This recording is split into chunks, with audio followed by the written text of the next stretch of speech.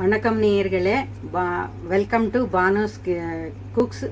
இன்றைக்கி நம்ம பார்க்க போகிறது குட்டீஸு விரும்பப்பட பேபி பொட்டேட்டோ ரைஸ் பண்ண போகிறோம்.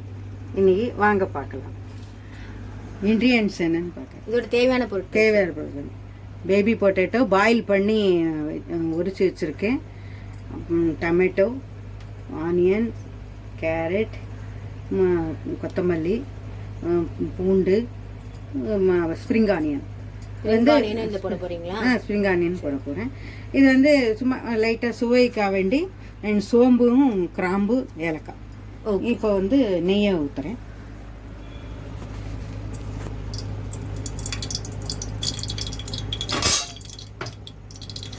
இதில் பட்டை சுவைக்காக வேண்டி சோம்பு, 2 ஏலக்காய்.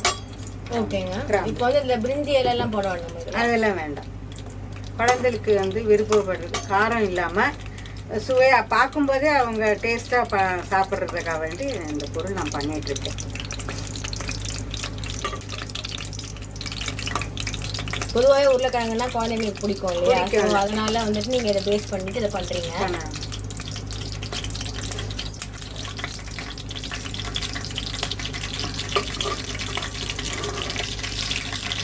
முதல்ல நம்ம போட போகிறது இந்த கார்லிக் போடுறேன்.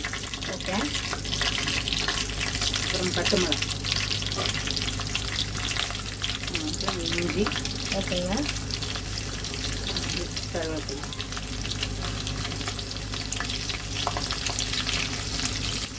வெங்காயம், ஆனியன் போட்டுக்கிறீங்களா? ஆனியன்.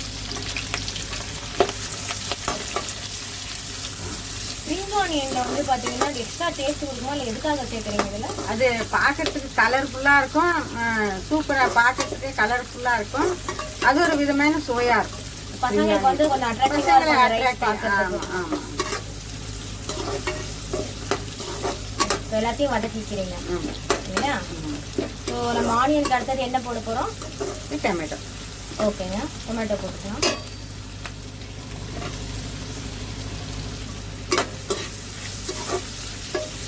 இதெல்லாம் நல்லா வதக்கிக்கலாம்.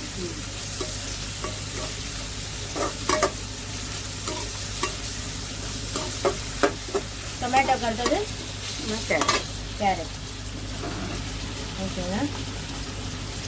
கேரட் கூட சேர்ந்து அப்படியே கொத்தமல்லி, அப்புறம் ஸ்ப்ரிங் ஆனியனும் லாஸ்ட்டில் போடணும். அது கலர் வரும்போது, சாப்பாடு கலர் வரும்போது ஸ்ப்ரிங் ஆனியன் தூவி இறக்கும். கடைசியில் போட போறீங்க ஸ்ப்ரிங் ஆனியன். Okay okay. அதை வதக்க வேண்டாம், அப்போ அப்படியே பச்சையாகவே போட்டு. அது தனி சுவையாக இருக்கும் ஸ்ப்ரிங் ஆனியன்.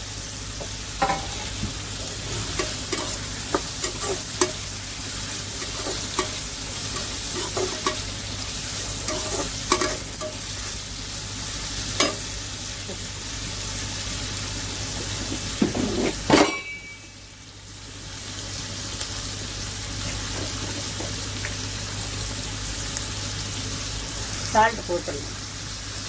ஓகேங்க.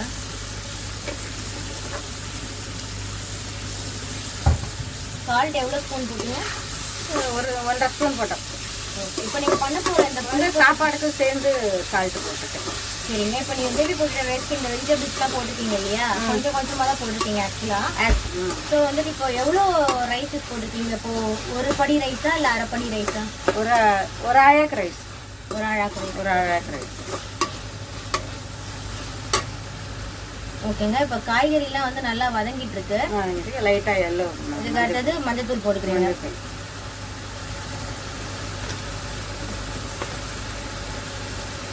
ஓகேங்க. இப்போ காய்கறி வதங்கினதுக்கு அப்புறமா இப்போ வந்து பொட்டேட்டோவை ஆட் பண்ண போறீங்களா? ஆமாம். ஓகேங்க, அதை ஆட் பண்ணிடுங்க.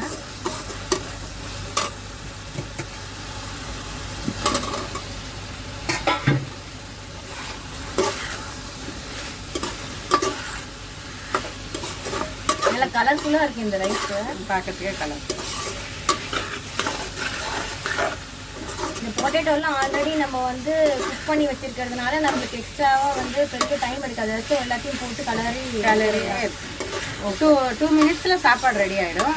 ரெண்டாவது வந்து குழந்தைகளுக்கு வந்து உருளைக்கிழங்கு கொதிக்க வச்சு கொடுக்கறது, கேரட்டை கொதிக்க வச்சு கொடுக்கறதுல பார்க்கும்போது இதெல்லாம் சேர்ந்து ஊட்டும்போது குழந்தைகளுக்கு ஒரு ஊட்டச்சத்து நிறையா இருக்கும்.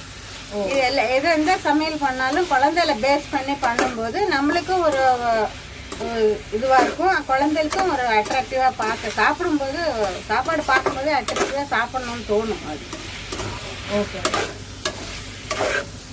இந்த ரைஸை போட்டு கிளறிட்டோம். மேலே வந்து இந்த ஸ்ப்ரிங் ஆனியன் தூவிட்டு நல்லா இருக்கு. அந்த ஸ்ப்ரிங் ஆனியனை தூவும்போது அந்த கலர் வந்து பார்த்தீங்கன்னா நம்மளுக்கு